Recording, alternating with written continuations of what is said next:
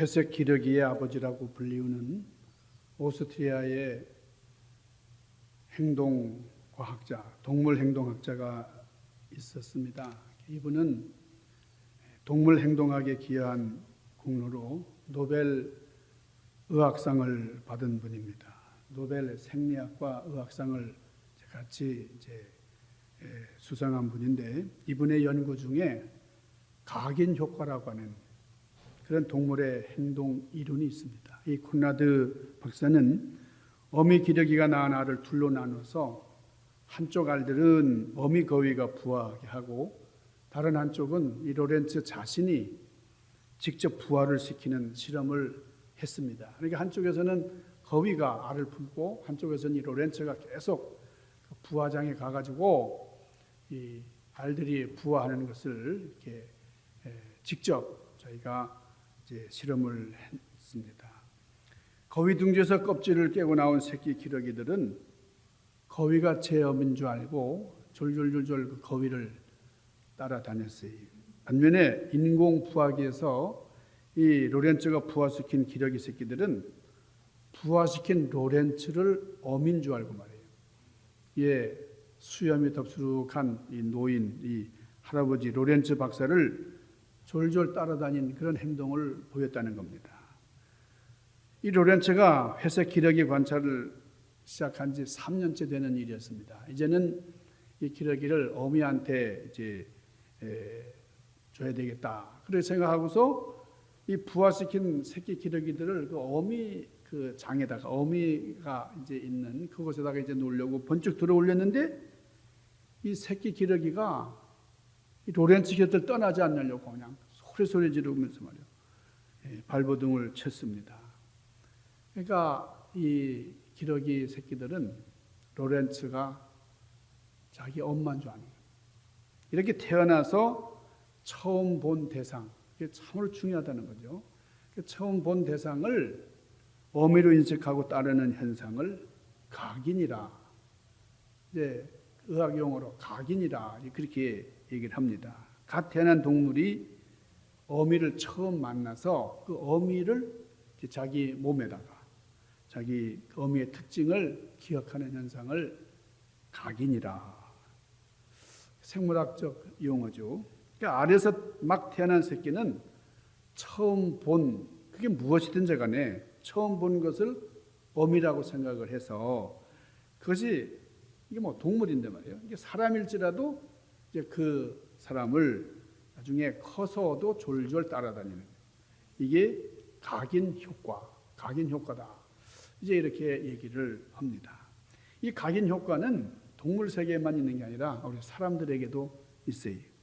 아기들은 태어난 직후에 젖을 먹고 자라난 그 얼굴을 마주한 부모에게 평생 의존하는 그런 각인을 형성합니다. 우리가 늑대 소년 얘기도 잘 알잖아요.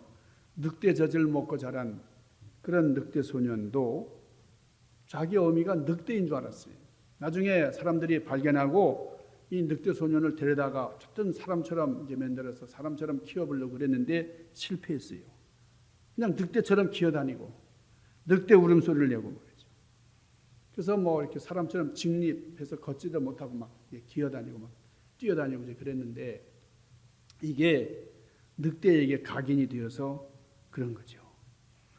여러분, 마귀는, 이 세상의 주인이 마귀라고 우리 인간들을 각인시켜 놨어요. 그러니까 이 세상은 마귀가 주인인 줄 알아요. 마귀의 계략에 휘말려서 이 어둠의 주인인 이 마귀를 우리는 주인인 줄 알고 이제 마귀를 섬긴 일들이 많습니다. 마귀가 각인시켜 놓은 이 각인 효과 때문에. 그래서 우리 주인이 되시는, 진짜 주인이 되시는 예수님이 오셨는데도 예수님을 영접하지 못한 거예요. 2000년 전에 예수님께서 말구에 탄생하셨을 때에 많은 사람들이 놀랐어요. 예수님이 탄생하셨다는 소식을 들은 사람들마다 안 놀란 사람이 없어요. 성경에 보면은 놀랐다. 이 마태복음 2장 1절부터 3절에 보면은 마태가 이렇게 기록을 합니다. 헤로드 왕 때에 예수께서 유대 베들레헴에서 나심에 동방으로부터 박사들이 예루살렘에 이르러 말하되 유대인의 왕으로 나신 이가 어디 계시뇨? 우리가 그분을 경배하러 왔노라 하니 헤로드 왕과 온 예루살렘이 듣고 소동한지라. 그래서 여러분, 소동했다고 하는 건 아주 난리쳤다는 거예요. 이 소동. 그러니까 정신이 아주 혼미해져가지고 헤로드 왕이, 아니 내가 왕인데 나 말고 다른 왕이 태어났다고 하니까 말이죠. 소동한 겁니다. 너무나 놀랐어요. 결국 불안을 이기지 못하고 엄청난 범죄를 저질렀어요. 베들레헴과 그 지경에 있는 산의 아이들, 2살 밑에 있는 아이들 다 죽이는 끔찍한 참살극이 벌어졌어요. 예레미야 31장 15절에 있는 말씀이 응했다. 성경은 그렇게 말씀을 하죠.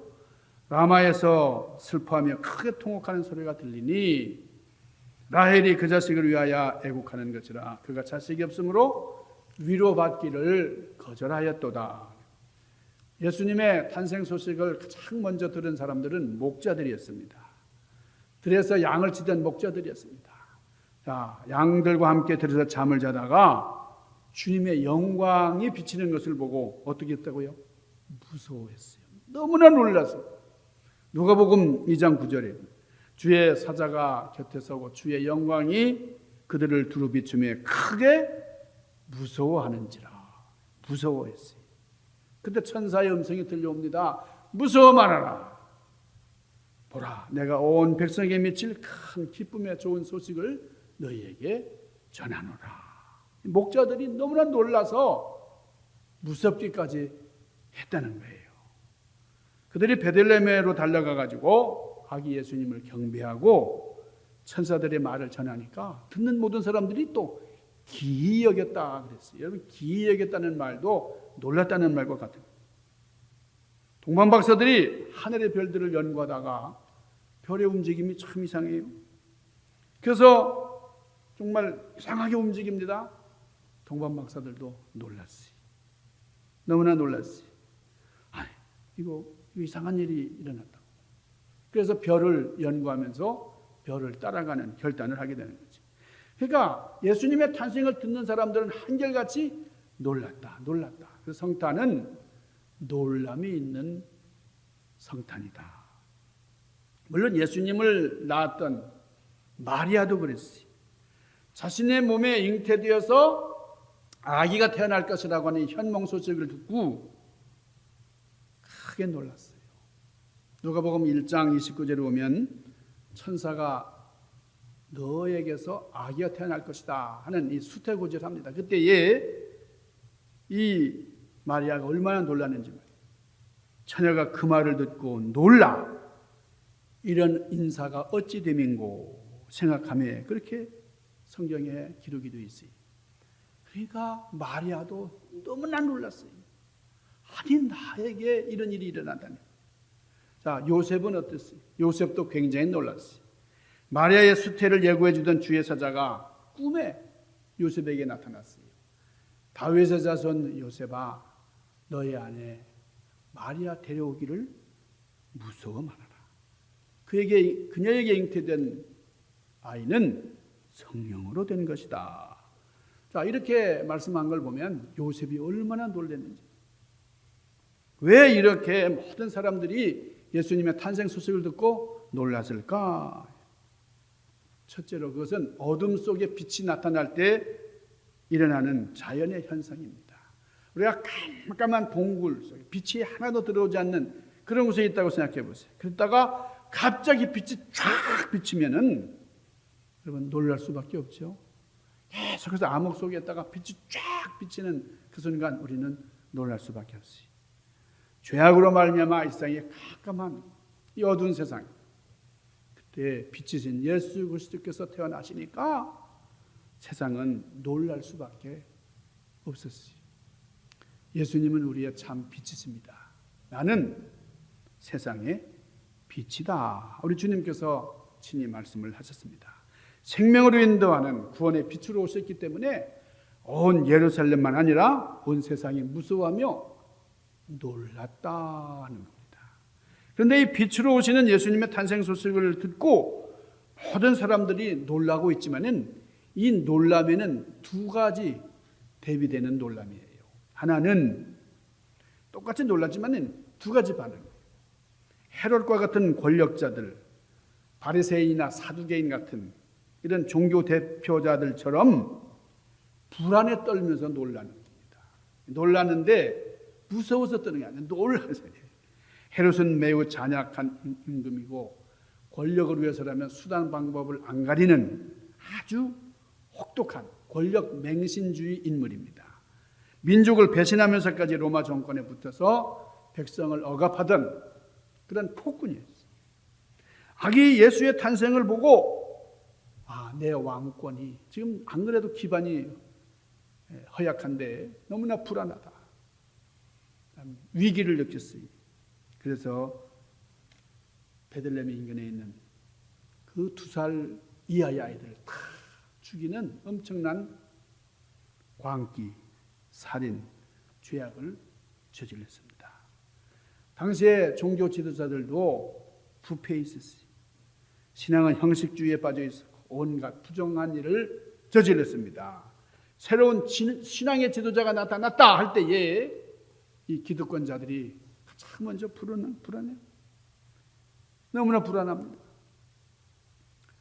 그들은 결국 예수님을 십자가에 못 박는 죄까지 저지르고 마는 거예요. 이렇게 어둠 속에서 이 어둠을 이용해서 권세를 누리거나 이 불의에 도취된 사람들은 빛이 쫙 비칠 때에 무서워합니다.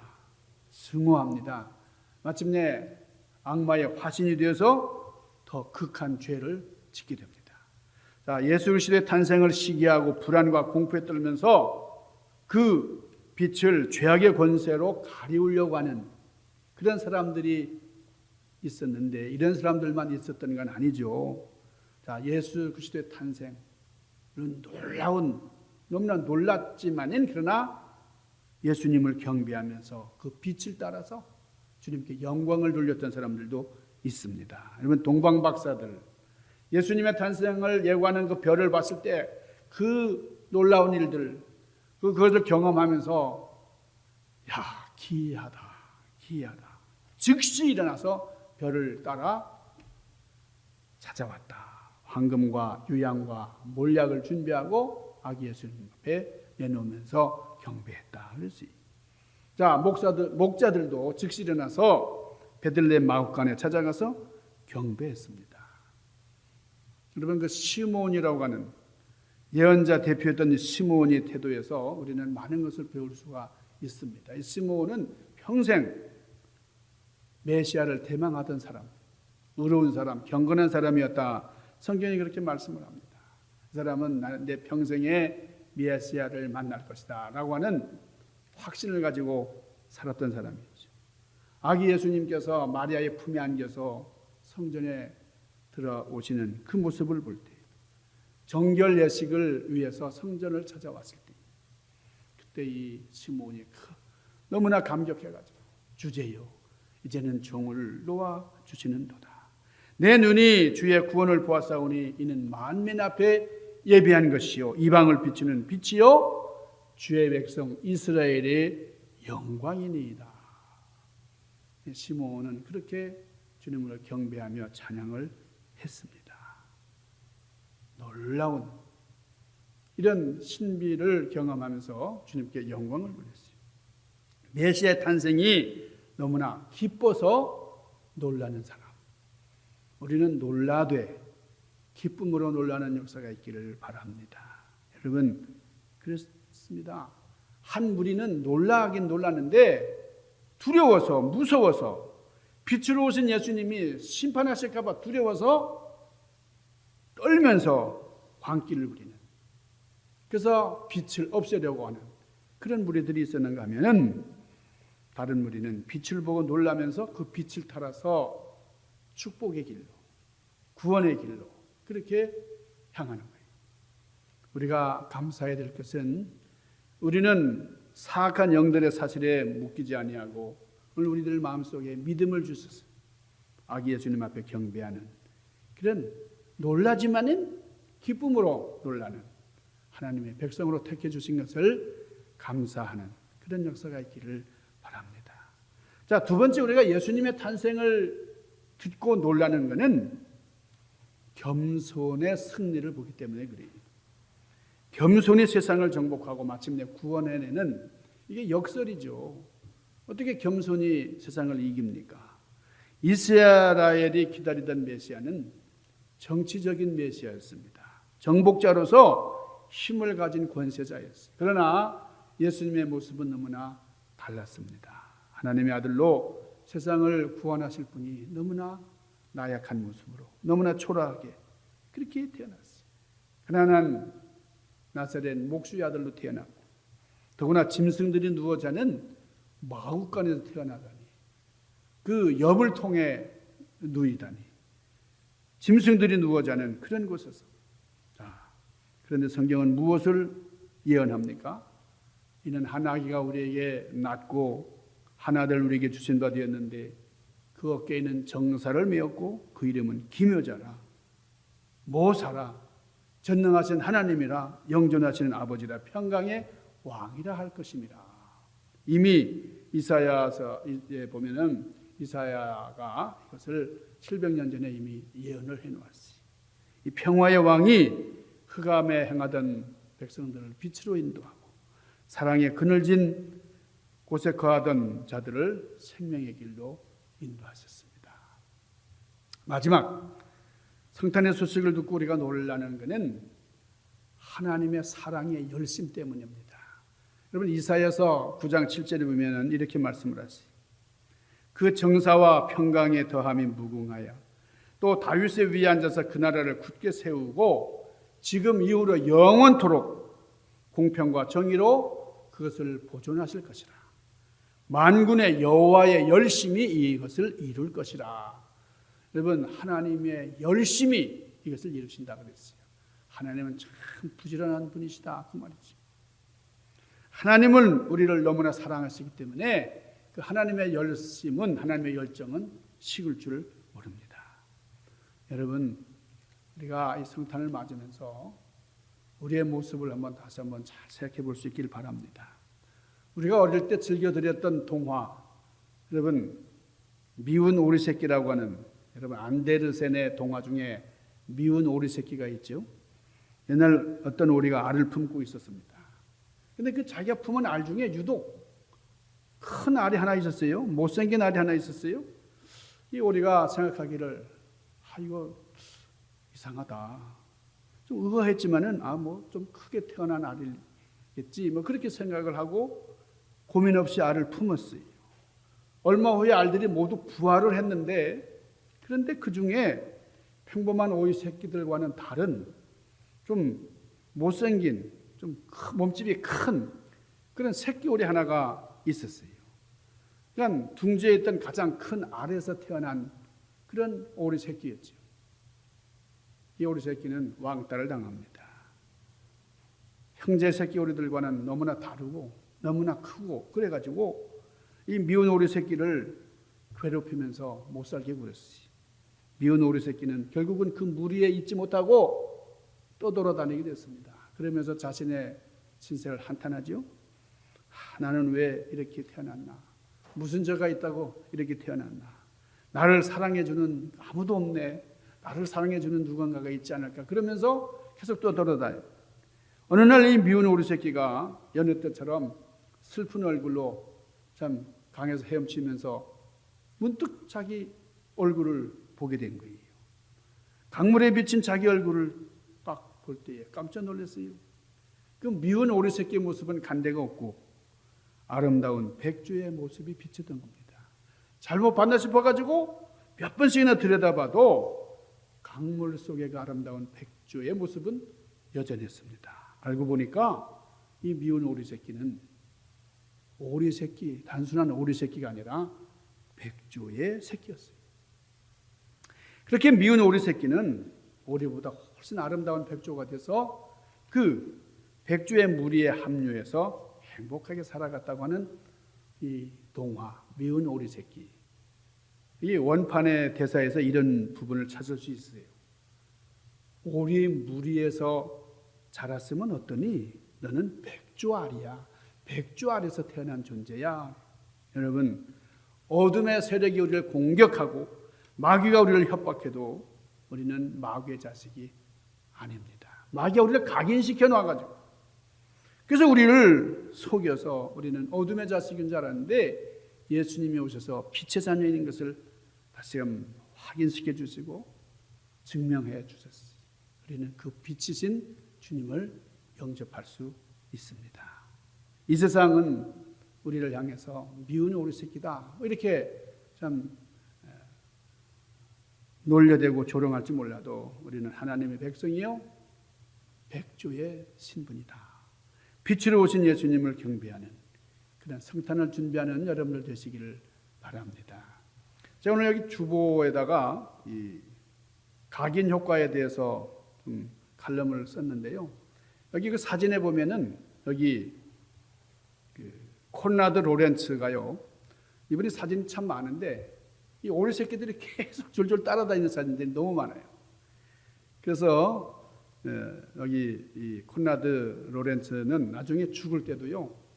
콘라드 로렌츠가 이제 고향에서 죽었는데 기저귀들이 그렇게 슬피 울었대요. 막 끼럭끼럭 그러면서 말이죠. 그러니까 우리가 사랑을 베풀면 사랑을 베푼 만큼 동물들도 그렇게 따르고 그렇게 가족처럼 생각을 하는 거예요. 우리 주님을 우리 하나님이 우리의 주인이시고 우리 아버지십니다. 우리 하나님께 각인된 그런 신앙의 주인공들이 되시기를 주님의 이름으로 간절히 축원합니다. 기도하십시다. 거룩하신 아버지, 우리는 주님의 자녀들입니다. 빛으로 오신 주님을 빛의 자녀들이 알아보고 영접하는 것은 당연한 건데 우리는 세상에 함몰되고 또 마귀에게 각인이 되어서 우리의 신분을 망각할 때가 있었습니다. 이제 우리의 존재를 다시 한번 분명하게 확인하고 온전히 주님 앞에 영광 돌리는 저희들을 되도록 인도하여 주시옵소서. 예수님 귀하신 이름 받들고 간절히 구하옵나이다. 아멘.